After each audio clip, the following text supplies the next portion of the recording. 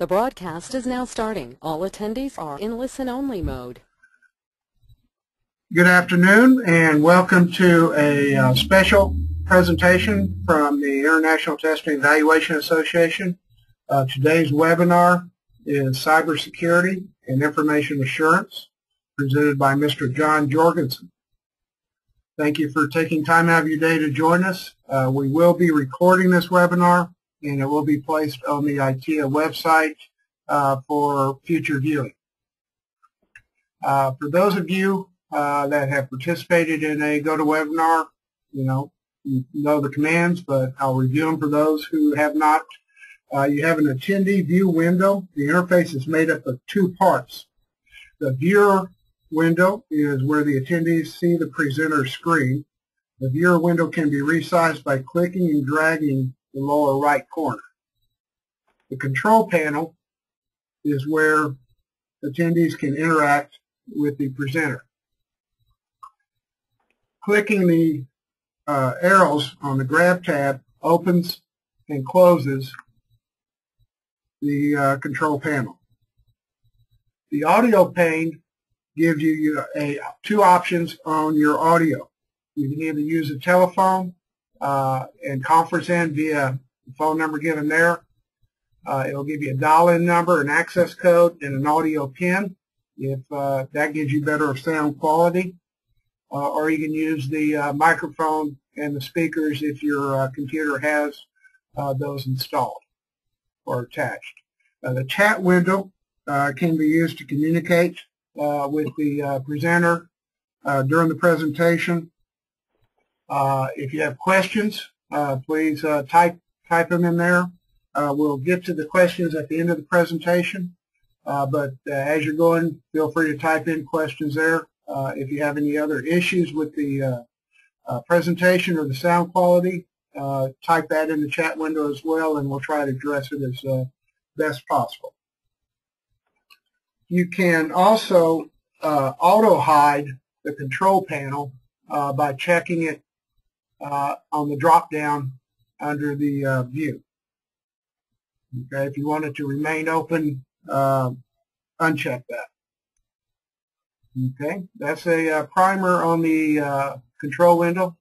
Real quickly, the upcoming professional development opportunities that we have another webinar scheduled for Monday from noon to 1 Eastern Time. That will be covering Android forensics and security testing. That will be presented by Mr. Sean Valley. Upcoming short courses, in 2 weeks we have an Android forensics and security testing short course in Tempe, Arizona. Then June 11th, 12th we have a cybersecurity and information assurance that Mr. John Jorgensen will be presenting in Crystal City. And then later in June, what T&Eers need to know about PM and SE. Workshops coming up, we have the Undersea Technologies for T&E, June 18th, 19th in State College, Pennsylvania. And then we have the System of Systems Conference that was postponed from January, combined with the R&D use of propulsion vehicles. So those two workshops are now co-located in El Paso and will take place July 16th through 18th. And what you can register for either workshop, and your registration fee gets you into all the sessions for either workshop as well as the exhibit hall. So a good 2-for-1 value for you. We also have the Certified Testing and Evaluation Professional examination schedules out now. We'll be holding sessions here in Fairfax basically every month throughout the rest of the year. We also are going to be scheduling sessions out in the field hosted by local chapters. The White Sands chapter is hosting one in conjunction with the Systems of Systems and the Propulsion workshops on July 19th. The Rocky Mountain chapter will be hosting one September 20th in conjunction with the annual symposium in Denver. And Southern Nevada chapter will be hosting one. That will be in conjunction with the ITC conference October 24th. And then as other sites are scheduled, they'll be posted on the ITEA website. Please visit www.itea.org/certification for more information and to apply. And now, without further ado, I'd like to introduce Mr. John Jorgensen.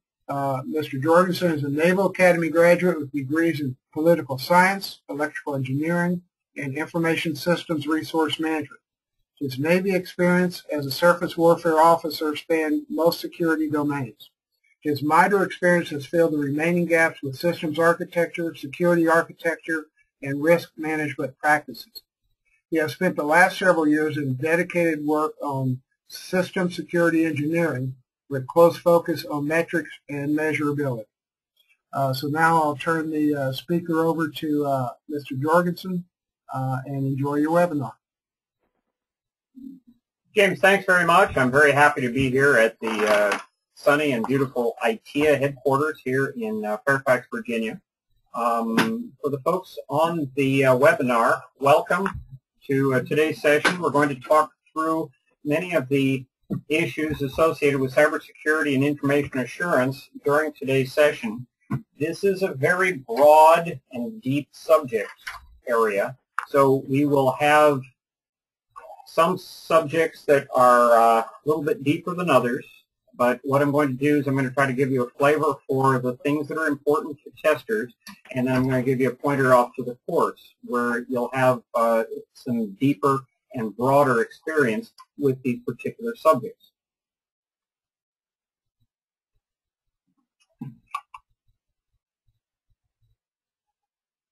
So the purpose of today's webinar is to discuss cybersecurity and information assurance in the tester's context. I want to give an overview of the short course by this same name, which is offered by ITEA, and I want to give participants another view of cybersecurity for informing your test and evaluation activities. Now, the objectives of this short course are to go to the system engineer, the program manager, and the IA manager with a mid-level introduction to what is information assurance, what is cybersecurity, how these two intersect, and what are the important things that need to be done. The important things in these fields are high risk and labor-intensive processes. And because of that, you can't afford to not know what you're doing as you go through some of these things. And we'll talk about the consequences of what happens when you have people who don't know what they're doing, not because they are not trying to do a good job, but because they haven't been exposed to all the aspects of the profession or of the fields. And because of that, they don't know some of the things that they have to do. So in the course, I try to touch on all the domains and all of the subject matters, and I provide a detailed bibliography and disc with study material on it so that you can go through and you can follow up on your own with many of the publications. Today's agenda is going to be basically 5 subjects plus a conclusion. We'll talk through introduction and definitions. We'll talk about the need for system security, and believe it or not, there are some people who don't think that there is a concrete need to spend a lot of time on it. Talk about risk, system development, and the acquisition process, controls and compliance, the system test process, and then do a wrap-up. Let's start by defining some terms here in our introduction. Cybersecurity is defined in the Interagency Report 7298 from NIST in their glossary as the ability to protect or defend the use of cyberspace from cyber attacks. Now, cyberspace is the global domain in the information environment that consists of the interdependent network of information system infrastructures.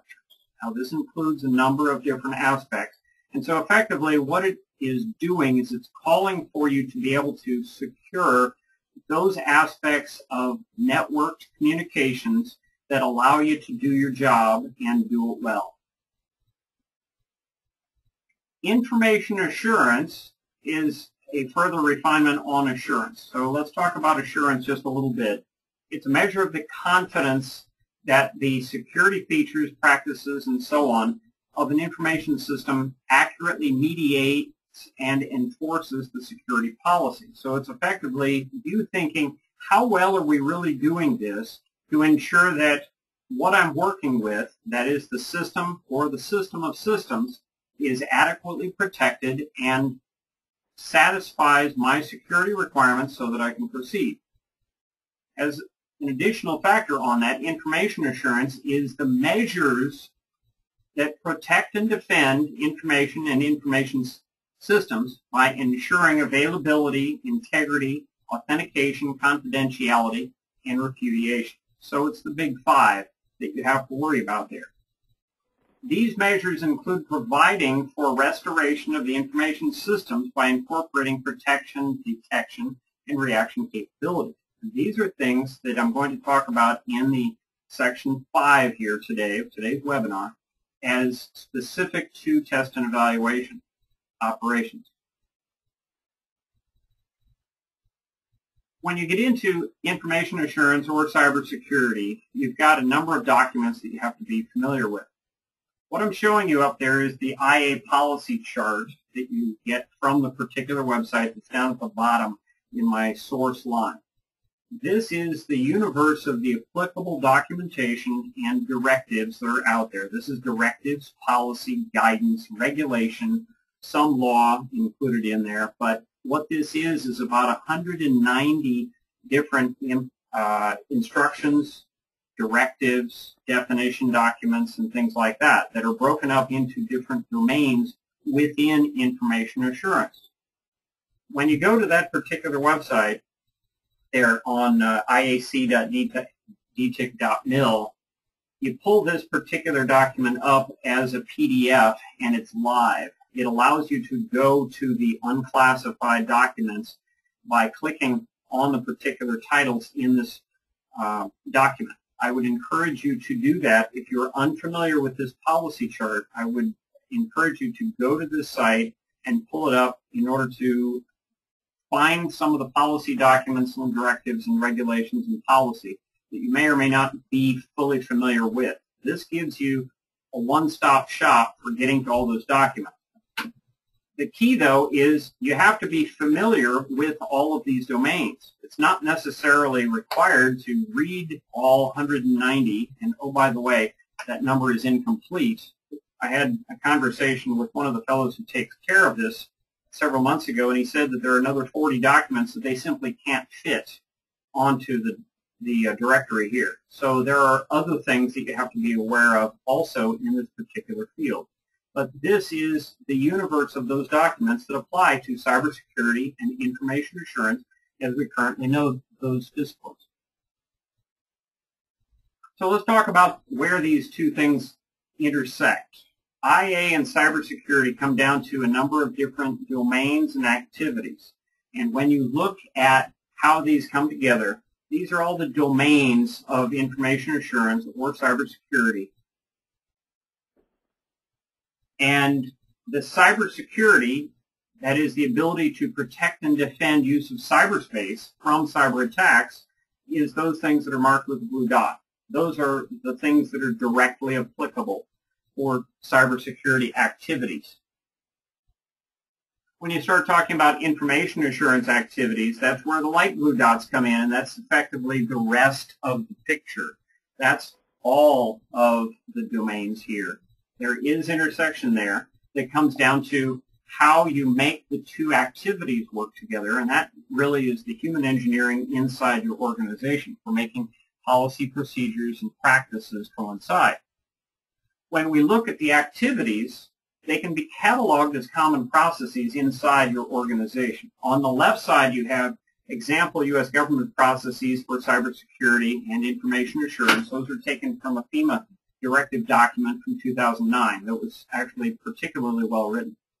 On the right side, you have an example of international standard processes from the 27002 from 2005. There is largely a coincidence between the two, but it's not a one-to-one correspondence. When you look at how they mesh, there is a cross-correlation there that is pretty good, although shown in the yellow boxes right now, you've got a couple of things on the international standard side that are not found in the U.S. government side, and that's principally because what's in the yellow boxes is part of how U.S. government organizations work anyway, so they're not specifically called out as activities inside cybersecurity. So let's move on to section 1 now. Let's talk about the need for cybersecurity. What I'm showing on this particular slide is some of the recent publications that have come out as references that would be good to read to satisfy curiosity, to inform your sense of what's out there, and to get some information about how to put these things together. If you blow the slide up, you'll see that there's the Mandiant report, the M-Trends that came out last month. There's the X-Force 2012 report from IBM. There's the Semantic report. Probably most valuable, though, is in the bottom left corner, is the 2013 Data Breach Investigations report from Verizon. It's about 90 pages of goodness, and it is an eye-opener. It always is. They work extensively with industry to find where the insecurities are, categorize insecurities to try to come up with best practices, and then they put the report out annually. I would encourage you to go out and specifically look for the Verizon Data Breach Report if you haven't seen it and downloaded it already. There are a number of different reports out there to find. That one is probably the most valuable amongst the ones that I've read recently. But all of them have good information about threat, about countermeasures, about activities, and about things that you need to be able to do. Moving on to slide 11. When you read the press and you look at things in the news, you've got a number of cybersecurity topics that are always out there. And you look for the key words that are most common, and you find things like IT consumerization. You've got people bringing their own devices, their smartphones, and they want to use their own smartphone or their own tablet to access your corporate information and your corporate databases. You've got supply chain security, where people are stealing things or inserting things in your supply chain to try to subvert what you do and get into your organization. Intelligent threat management, based on threat intelligence, is a relatively new topic that's come up recently, and that really comes down to knowing what people are going to be looking for in your organization if they want to try to break in. You have application security threats. You have cloud security that is becoming much more visible as more and more organizations are moving data off into clouds that they don't directly control. You've got big data and assets in data that actually encompass a lot of organizational capabilities and value now, and that big data may be kept in a cloud with somebody else's applications that you're running. And so now you've got multiple pieces that you have to put together to determine what your real security situation is.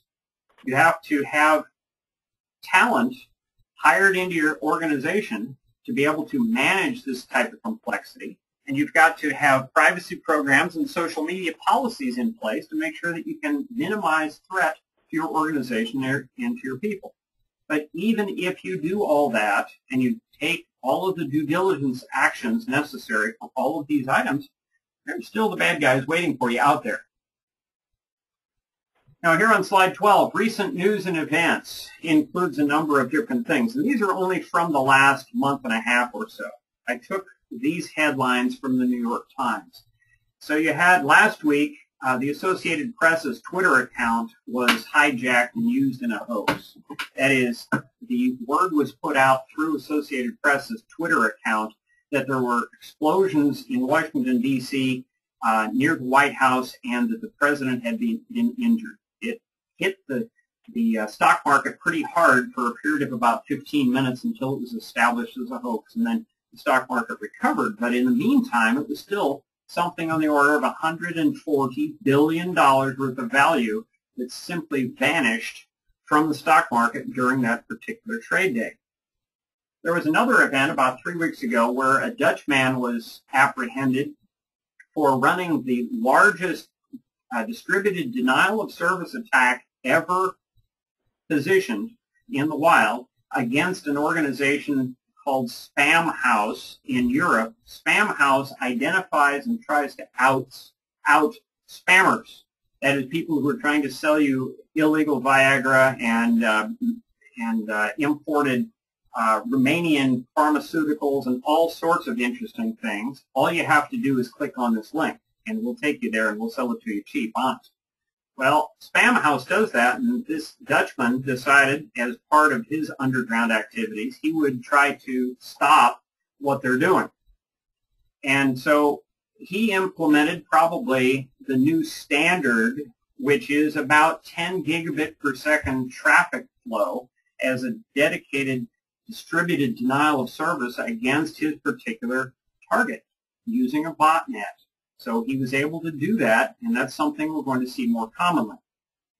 Now, just more recently, Living Social was hacked last week, and they came out and they said that 50 million customer accounts had potentially been compromised because somebody got into their system and stole their customer database, including all the salted passwords that had been stored there. Now, the fact that they had salted the passwords to make them more difficult to crack is a good thing. However, if the password is only 8 characters and it's salted, it's still not going to be a really effective password.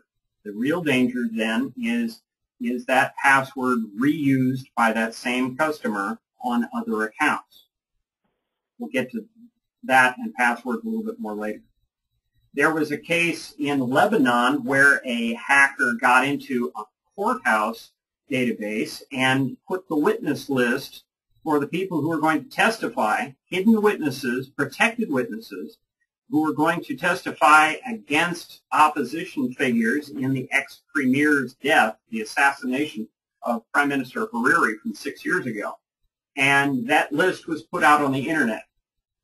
So that was a bad thing. Now, there was also a case where the Chamber of Commerce made a public statement about a month ago warning against data thefts and data misappropriation against U.S. firms operating in China. All of these things point to a need for cybersecurity in your systems. Due care and due diligence, along with the knowledge necessary to put things together. The latest revelation, though, on slide 13, just came out in the press today. And Kinetic USA made a statement that they have had intrusions in their systems since about 2007. And the latest analysis, which will probably be hitting the press on the open circuits within the next few days, indicates that they've had Chinese infiltrators inside their business systems, inside literally hundreds of their network systems for a couple of years. And what that means is they don't know exactly what is theirs anymore. There are a couple of things that have initially come out on this and follow up on indications and then inter-incident communications between organizations inside the company may have been contributing factors and lessons learned for others. But we're going to have to wait for more of this to come out. I would invite you to take a look at the story that was posted on the register.co.uk here this morning. The link is down at the bottom to make up your own minds. Common attack methods that attackers use to try to get into your systems, whether it's a Twitter system or they're trying to steal your Facebook password or they're trying to get into your corporate data accounts, come down to several common high-priority things that you have to guard against. You've got denial of service and distributed denial of service attacks that point a lot of traffic at your systems to try to flood your system and prevent it from operating. You've got SQL injection attacks for going to your database front ends that would be on the web to put a nonsense string in it that includes SQL. They inject then into that particular database, and if the inputs are not correctly checked in the database, then they can end up crashing the database and get to a command line. And then they can do things like steal your customer databases. You've also got mobile code that can be injected into your systems if somebody gets in through another means, like spear phishing. If they have taken you to a site where they can now surreptitiously put software onto your system, then they can also put mobile code onto your system in some cases that allows them to get around inside your system and connect to others, or they can take what you have on that particular system. There are also other effects that they can go through and do. Now, cross-site scripting is another thing it's a number 1 or 2 threat for the last couple of years, where a malicious web developer might put a script that will cross website boundaries so that when you go to one, it'll direct you to another, and then from that other, they can put malware onto your system. And in many cases, these things can happen without your knowledge because it can be so fast. Or it makes it look like it's simply a browser malfunction or a website that isn't responding, so that it tries to make you start over again. Any of these things, as attack methods, we have countermeasures against. But the difficulty is that the system is so complicated in trying to put all the pieces together for cybersecurity and information assurance that it's difficult to keep track of all the moving parts. Remember back to the comprehensive universe diagram that I showed you a few minutes ago, where all the documentation is. When you consider what those attacks are and how people get into systems, the Verizon report that I mentioned earlier has some really interesting statistics in it, and this is figure 17 from that particular report, showing the breakdown of how people abuse, misuse, and use appropriately but wrongly for their system in order to either cause or suffer from intrusions. You've got tampering and spyware and backdoors that are put on, but you also have privilege abuse you have to worry about. You've got unapproved hardware or unauthorized hardware that can allow intruders to get in. You've got a number of different ways that people can intrude into systems, which brings you to risk. The documents that I show you there on the screen come from the Committee for National Security Systems as well as for the National Institute of Science and Technology, NIST. These are the governing documents now for U.S. government for the 12 non-DoD departments and agencies. But as soon as DoD finishes the updates to the new DoD instruction 8500.01, they are going to now apply to DoD as well. So we're going to have compatibility and compliance that run across U.S. government for the entirety of the government. And that's going to be a good thing. Now, the bad thing is that in order to get full familiarity with this, you've got roughly 1,200 pages or so to start reading. So I would recommend that you start now.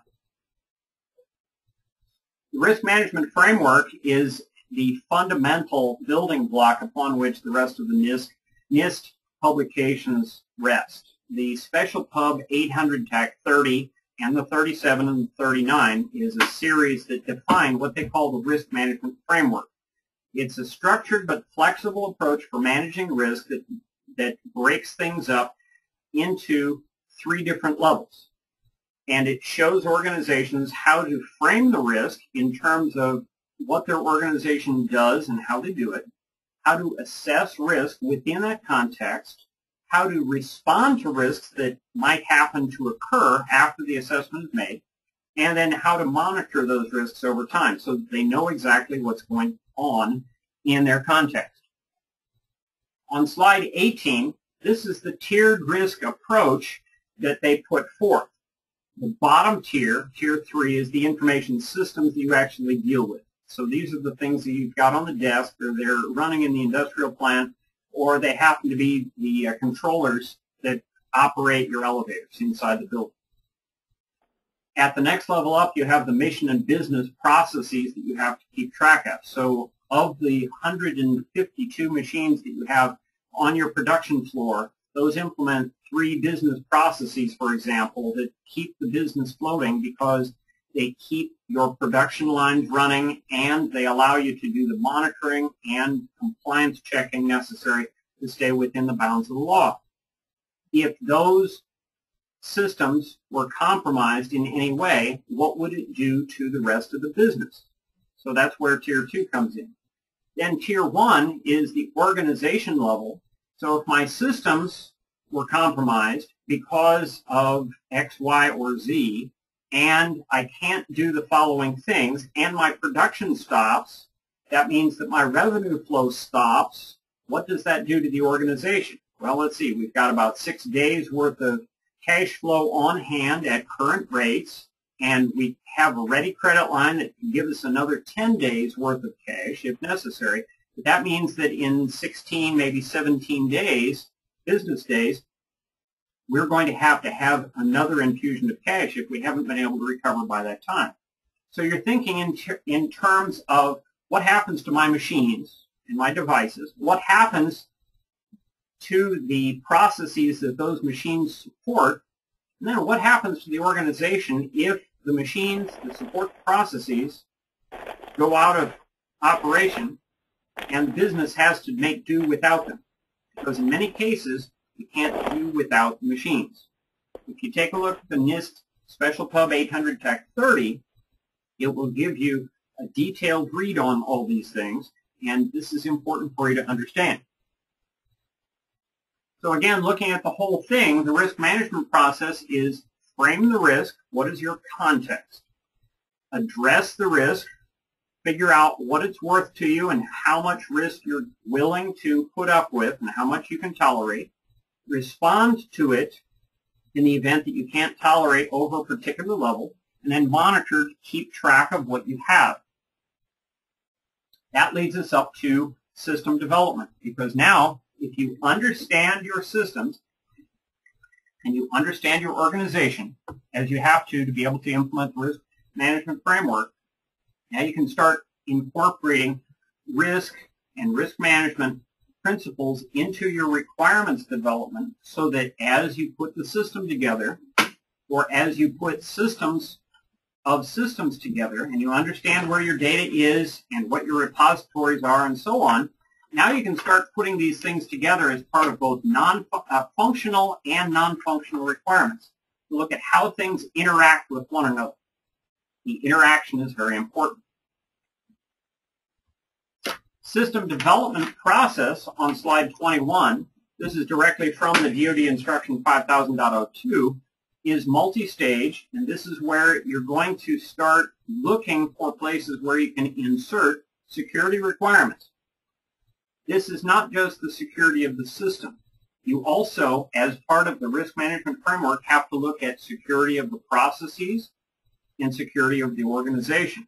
This goes across domains and it goes across disciplines, and you have to look at it holistically so that you start putting things in the system development process where they belong.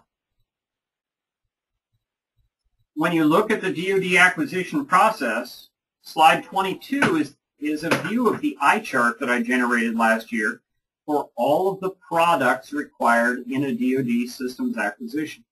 All of those are mandatory.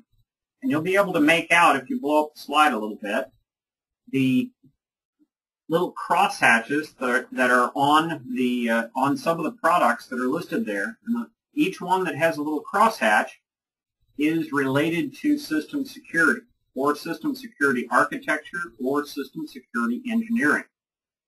When you go down through the engineering V in your system engineering process, which is twisted and vertical in this particular case, to show how the documents flow from pre-milestone A at the top all the way down through production and post-milestone C and deployment down at the bottom, what you'll see is a universe of documents that all have to relate. And in many cases, we don't know how they will relate, so they don't relate. Controls and compliance is section 4 of today's webinar. We're going to talk a little bit about what controls are. The NIST 800 TAC 53 Revision 4, Security and Privacy Controls for Federal Information Systems and Organizations, was just promulgated 2 days ago in final form by NIST. This has been in work ever since the Rev 3 came out about 4 years ago. This incorporates new privacy controls. It incorporates new system security for program protection, for supply chain risk management, and some refinements based on lessons learned from the Rev 3. When you consider what security controls are, though, they are tasks that have to be implemented administratively, managerially, or technically through the system in order to ensure that you have known conditions for security. Sometimes you can put a technical control in place. A technical control might be you put a deadbolt on your entry door in addition to having the door knob lock. The process control or the managerial control would be that inside that locked door you now have an armed guard who stands there 7 by 24. The administrative control that you put in place is now you have a training program for your employees so that they know to lock and unlock the door at appropriate times, and that they know when the guard is there and how to work with the guard and how to keep the facility secure. You have to consider all three aspects for completeness and for holistic security in a system. The small table that's there in the box comes directly from the publication. That's the breakdown of how the controls are broken into families in the system. Now, I will warn you that the 800 TAC 5.3 is not an easy read, but it's a necessary read for you to understand how you go about securing systems. When you look at the federal document paths and you put these together, you've got a DoD side, you've got the federal side, and then you've got common documents in between the two. There are some things that are necessary for the DoD side for defense systems that you put together. There are other things that are necessary for the federal side. And then you've got the commonality that is growing to try to bring the two sides together so that we've got commonality. What I'm showing you there on the right side in the bottom, you probably can't read it here on the webinar, but you'll be able to see it on the slides if you download the slides from the site. That is a list of the applicable publications, special pubs from NIST that have some role to play as part of federal information system security. Now, NIST has a bunch of publications on their website that you can download. This is a subset of those publications, and this subset of pubs is really the minimum number of things that you need to understand and work with for both federal and DoD compliance. On the DoD side, you can get away with the things that are in blue and the things that are in rose color right there in the middle. But you need to know about that list also.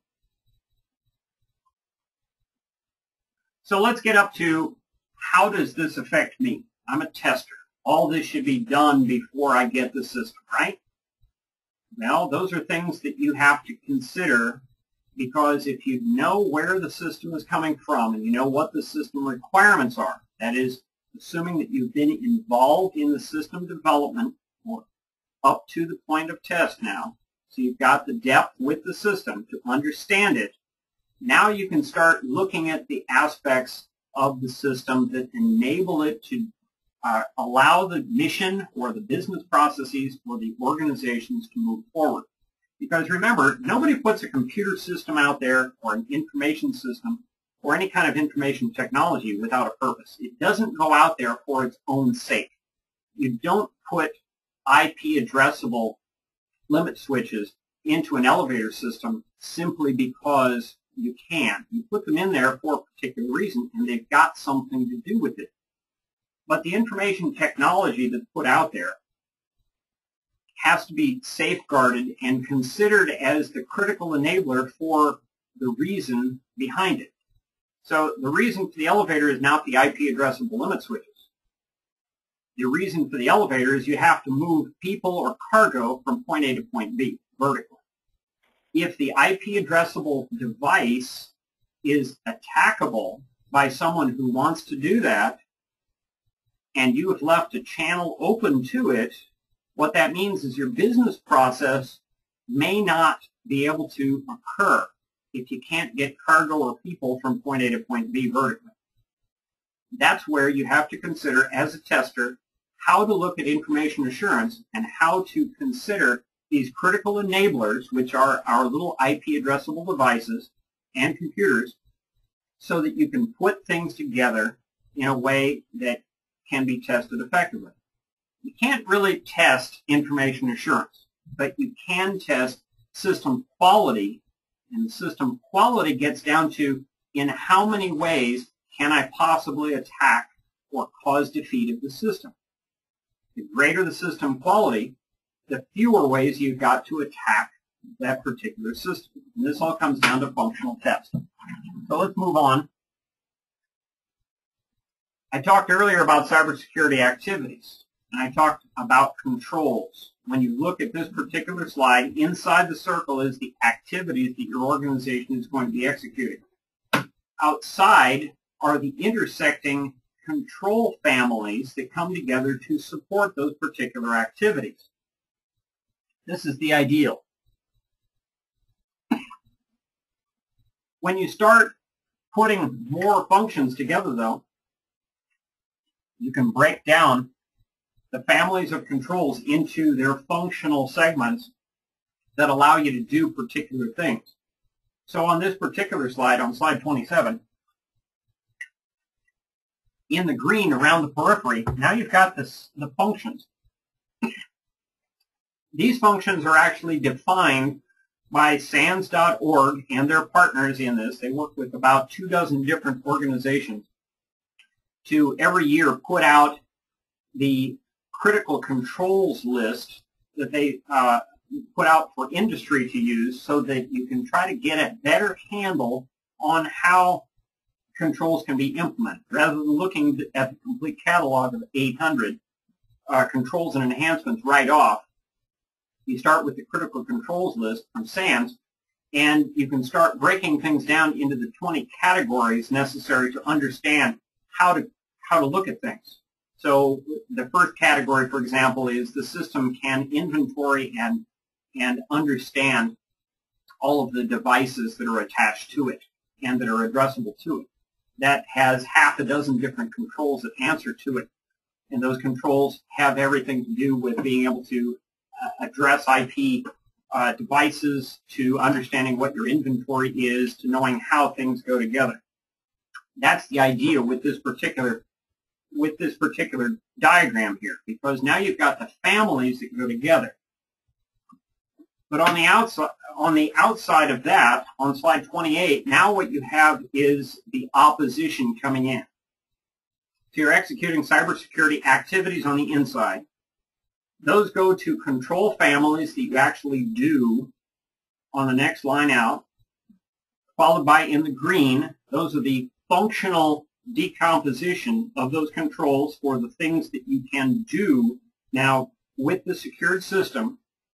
And then you've got the attacks in different categories. And you've got more categories than that, but I found it impossible to put all 137 different categories of attacks on this. So I took the taxonomy and broke it down into sets to put these out. And in the red, there you've got the attacks that will impinge on the functions that can connect to the controls that affect the processes. And if you have discontinuities in any of these, any of those attacks are going to be a weak spot, a vulnerability that will allow someone to get into your system. Testing across the acquisition lifecycle has to be at the mandatory points, of course, but it should be nearly continuous as you go through. You've got a joint mission environment that you have to be able to replicate, put your system into, to understand where are the requirements coming from, where are the process requirements that it must support. How does this go together in a way that makes sense at the constructive line there at milestone A in technology development? Then you start actually testing the system between B and C so that you get to a point where you understand the behavior of the system, and then you test it live in operations after IOC. You've already done OT&E at this point. DT&E and OT&E are both complete to allow you to proceed. But then you should have a complete feeling at that point of what the behavior and the capability and the performance of the system will be. When you were doing the testing, there are 4 different categories of functions you're going to be looking for. You're going to be looking for protect. Can the system protect itself? Can the functions associated with the system protect it from the outside? You have to consider, what are your crown jewels? What are we trying to protect? What is it that enables my organization or my mission to succeed. You have to consider what are the basics that allow me to succeed and what are my critical success factors that if I do not reach them based on an attack, a mission failure, a system failure, whatever it happens to be, will cause my system to fail or cause my mission to fail. When you look at those things and you put it all together and start thinking in terms of attack vectors and the weakness categories and the vulnerabilities that you have in the system and what the number of attacks is that you have to compensate for, and you've got a better picture of what has to be protected. So as a tester, you're going to be asking the question, can the system protect itself? But you'll also be wondering, can we detect attacks against the system? Do we have continuous monitoring in place that allows us to understand when we've got an attack? So back to the door example that I posed earlier, do we understand when somebody is trying to get through the door who's not supposed to be, somebody we want to keep out? Or do we have a blind spot where the cameras can't reach and where the armed guard inside can't see? You have to think about where your nodes and your components are, how they're monitored. You have to look at the personnel and how they're doing their business so that you can compensate for both outside as well as inside factors. On slide 32, react. This is considering the static protections, sometimes dynamic protections. It's considering detections. And then once you've gotten to detect somebody's gotten by you, how do you react to it? How do I handle incidents and reportable events? How do I handle the observations that come up during that? How is the system going to show you something obvious that is going on in terms that you'll understand? And then how do you go about coordinating? So as a tester, I'm going to be thinking in terms of how do I understand the attack, what am I looking for as ephemeral results or as forensic evidence that indicates that I've got an attack that has occurred or is occurring right now, and then how do I respond to it? Once I've gotten to that point, I have to consider how will the system be restored. Is it easy to restore the database once the database has been taken offline? Can the database accesses from different personnel or different workstations or different systems all be tracked so that I can head off this type of problem in the future? How do I do the final reporting? So how do I put these things together in a way that allows me to get back to the mission capability? Now, conclusions. Slide 34. An hour for this topic is really insufficient. The course that I've put together for ITEA is 16 contact hours and goes much more into depth in a number of different areas. This is just enough now to tell you that there is a problem, and you have to be careful with those problems. You look at the protect, detect, react, restore cycle as the basics for how you approach tests for systems. But you also have to consider the holistic picture, including risk assessment, management, and control. You have to think that those come from your requirements, from your planning. They go into design, into the implementation of the system, and then for measurement in your test processes so that you can understand what goes on.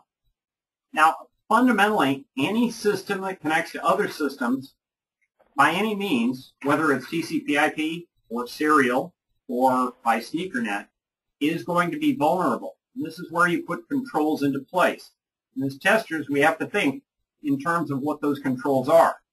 Even in the best possible case of a secure system that exists by itself with no other contact and it's inside a locked space that only one person has the key to, that system is going to be insecure if you don't have the controls in place to monitor and meter who the people are who come in contact with it and how you get files into and out of that system. So you have to consider as a tester how those things go together to allow the system to contribute to the mission, because this comes back then to the risk and to the controls and to the continuous monitoring. Testing can and must make the final difference in every system lifecycle. Now, this concludes my webinar. We're going to take a look at the chat window now for questions. I would invite you to contact James Gadry about course availability and about course offerings on this, and let's take a look at questions.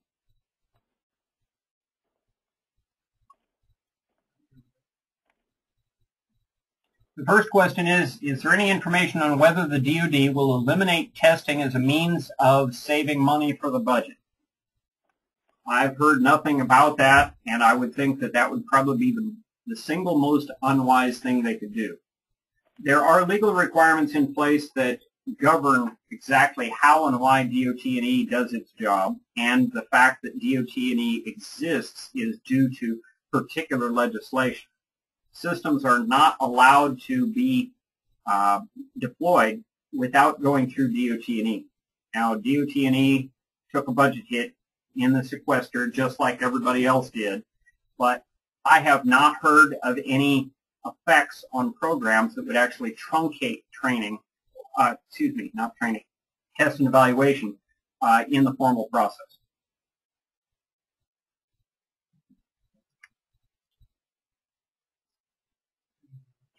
Okay, any other questions?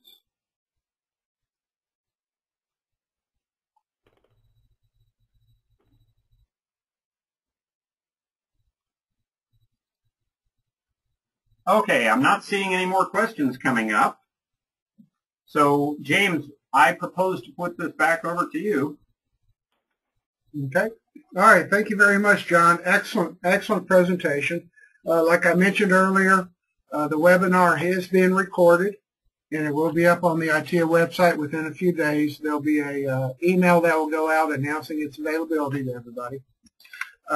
Also, make sure you're aware that John will be teaching the full course, 2-day course, June 11th and 12th in Crystal City, Virginia. We also have a webinar coming up on Monday on Android forensics and security testing, with that full course being taught in Tempe, Arizona, May 15th and 16th. We've extended early bird rates to next Tuesday, May 7th. So if you have an opportunity to attend the course there in Tempe on Android forensics and security testing, be sure and sign up by the 7th to take advantage of the early bird rate. Another course is coming up at the near the end of June, what T&Ers need to know about PM and systems engineering, as well as our upcoming workshops and conferences, Undersea Technologies for T&E, June 18th, 19th in State College, and then the postponed System of Systems Conference and NIE Experience, and the R&D use of propulsion vehicles co-located in El Paso, July 16th through 18th. So we look forward to seeing you at one of those future events. Then the Certified Test and Evaluation Professional Examination Schedule. Again, we'll start the examinations sessions here in Fairfax beginning next month and have them every month. We'll also have a session out in El Paso in conjunction with Systems of Systems and the Propulsion Workshop on July 19th. Session in Denver hosted by the Rocky Mountain Chapter in conjunction with the Annual Symposium September 20th. And then in Las Vegas, hosted by the Southern Nevada Chapter. That'll be in conjunction with the ITC Conference. We'll have that on October 24th. And then other sites, as chapters step up and want to host one, I know Fort Huachuca is interested, also out down in San Diego and Australia. So looking forward to going to Australia and proctoring a session there. Once again, visit www.itea.org/certification for more information and to apply to get certified. Thank you again. For more information, visit the website. We appreciate your support.